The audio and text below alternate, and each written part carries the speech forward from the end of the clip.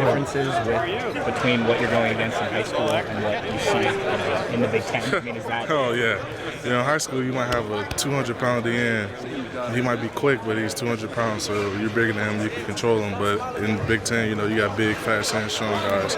So it's just the physical standpoint and the quickness of the game. How much of it is just pure toughness too to play on this level, Jamarco? And some guys step up to that, and maybe some don't, right? The Big Ten is the most physical conference in college football, so you got to bring your lunch pail every day. You got to go to work. It's going to be a physical battle every game, no matter who you're playing against, whether it's a team below 500 or a team competing for the Big Ten championship. Every game, you got to bring it. And what did you tell yourself walking in here that, you know what I mean, attitude-wise? What was your approach, attitude-wise, coming in here? You just got to learn. You got to the only way you can learn is from experience. Coming from high school to the Big Ten, it's a big learning curve. So you just got to get used to it. You only get used to it by experience. How do you see Isaiah respond? Obviously, he faced criticism last year. Yeah. And we talked to him a little bit out at Media Day and Arizona, but how has he responded to that? And he's having a great spring right now. He's battling his tail off. We all are. We're just trying to get better and improve so the mistakes that happened last year don't happen again this year. When you look around the room and you see, I think 3 guys are gone who were in your group last year who left school and stuff, what does that just tell you about the expectations here? They're high. And they're going to always be high. We're not going to lower our expectations for anybody. And that was the thing last year. We didn't have a year that was acceptable for Ohio State online. So we got to have a chip on our shoulder and get back to where we were before. Mark, I'm sorry, Lord, to ask this, but Coach DeGraw, what has been his role in instilling? We all love Coach Stud, and he preaches toughness and technique. Toughness and effort a lot of times overcomes bad technique or things like that. So as long as you can make a mistake, but as long as you're giving effort and you're tough out there, he's all for it. He can help you with fix your technique.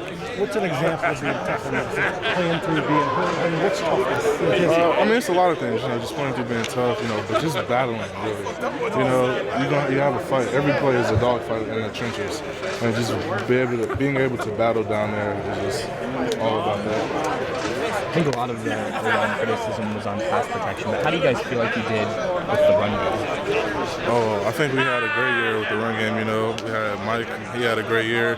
JT had a nice year rushing. I think Kurt almost had 1,000 yards rushing too. So, we were able to run the ball pretty effective last year. And have you seen that continue? Oh yeah, definitely. That's the first thing we want to do. We want to run the ball, and then we got to pass protect and take shots.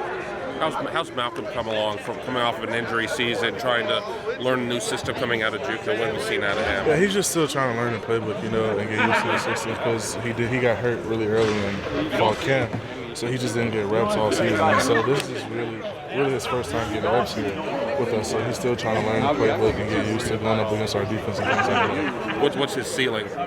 Oh, it's really high. He's a big, strong dude.